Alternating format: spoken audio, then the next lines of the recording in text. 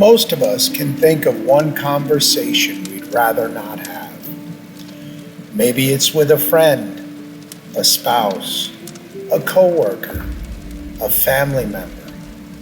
We know the conversation needs to happen. We've known it for days or weeks, months, sometimes even years. Yet somehow we always find a reason to wait. We tell ourselves this isn't the right time. Maybe things will improve on their own. Maybe bringing it up will only make things worse. Sometimes those reasons are true and accurate, but more often they're simply easier than telling the truth. None of us enjoys difficult conversations. I certainly don't. I'd much rather have people happy with me than upset with me. I suspect most of us feel that way, but somewhere along the way, we've begun confusing kindness with comfort. They are not the same thing. Imagine discovering that someone you care about has been making a serious mistake, one that could cost them their marriage or their job, their health or their reputation. If you remain silent because speaking feels uncomfortable, have you actually been kind?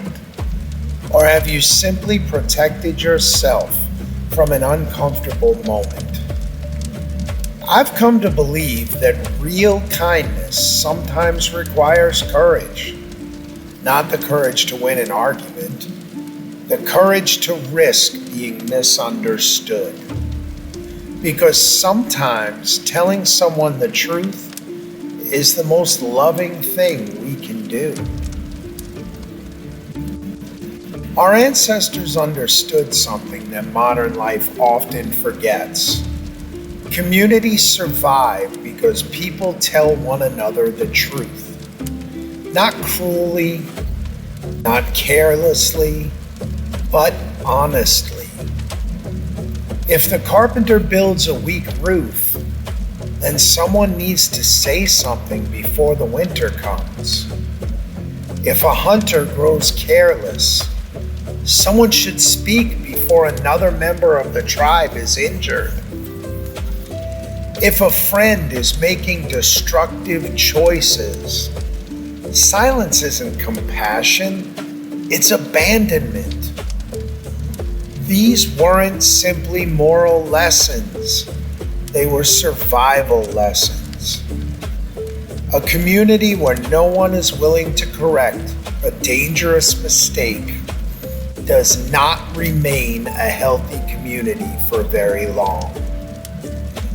That doesn't mean every opinion needs to be spoken. Some people seem to believe honesty means saying whatever enters their mind. That's not wisdom. That is impulsiveness. Honesty isn't about speaking everything, but it is about refusing to hide what genuinely needs to be said. Those are very different things. I've noticed something over the years. Difficult conversations almost never become easier by waiting. They usually become more expensive. A small misunderstanding becomes resentment. A small habit becomes a destructive pattern. A small disappointment becomes distance.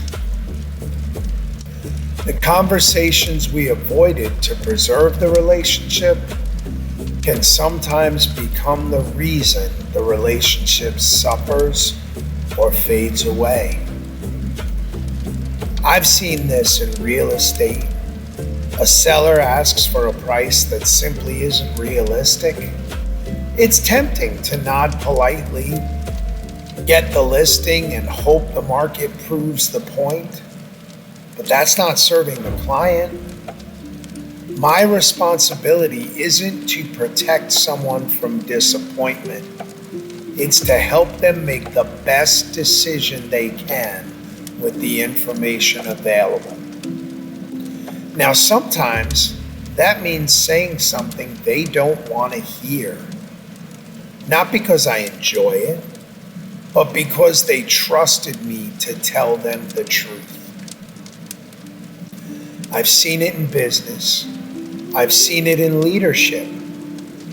I've seen it in friendships. And I've certainly lived it in my own life. The situations change, but the principle rarely, if ever, does.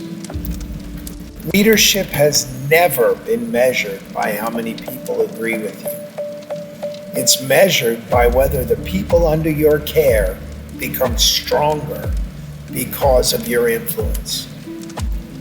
Sometimes encouragement does that. Sometimes correction does. Real wisdom is knowing which is needed and when. If everyone leaves every conversation feeling comfortable, it's worth asking whether anything meaningful was even accomplished. Growth has always required a certain amount of discomfort. Not because discomfort is the goal, because truth often asks something of us. One of the things I admire about enduring cultures is that responsibility rarely belongs to only one person. Everyone has obligation to help preserve the community. That includes speaking up when something is wrong, respectfully, patiently, with humility, but speaking nonetheless. Of course, before we have those conversations, we should probably ask ourselves a few honest questions. Am I trying to help or simply to win?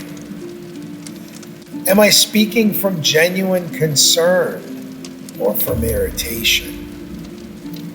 Have I listened well enough to understand the other person's perspective? Could I be wrong? Those questions matter because truth without humility often becomes arrogance.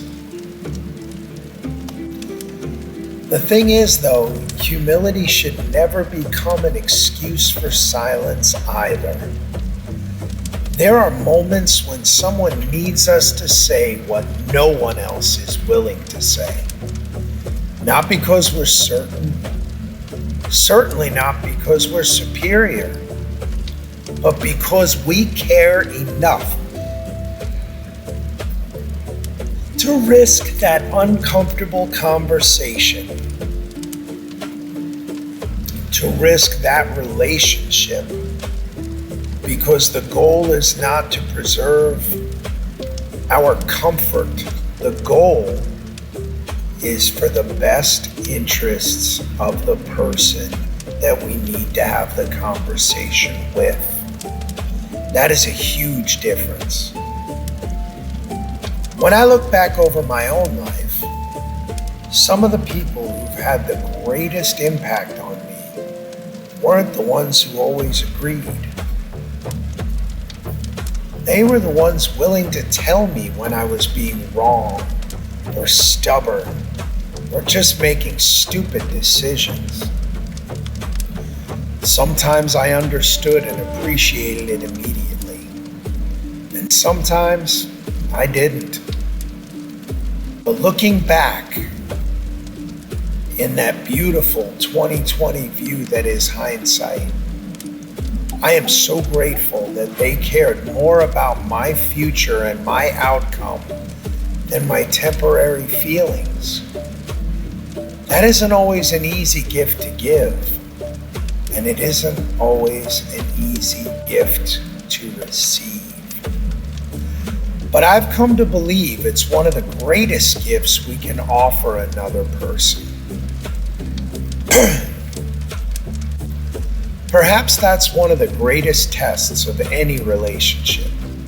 Not whether we can avoid conflict, but whether we care enough about one another to tell the truth with compassion, to listen with humility, and to remember that the goal isn't winning.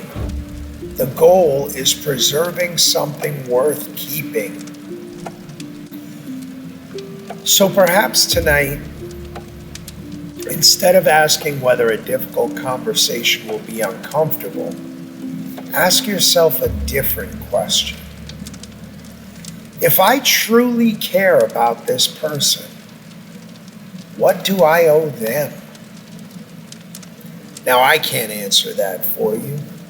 I don't know your relationship. I don't know what has already been said, what has been left unsaid, or what burdens the other person may already be carrying. Wisdom has never been about following a script. It has always required discernment. Sometimes love requires us to speak. Sometimes it requires us to listen. Sometimes it requires us to wait. That decision, well, all of those decisions belong to each of us.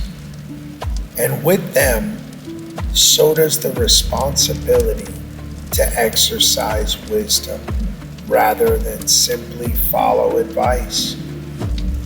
The conversations that change our lives are rarely the ones that we wanted to have.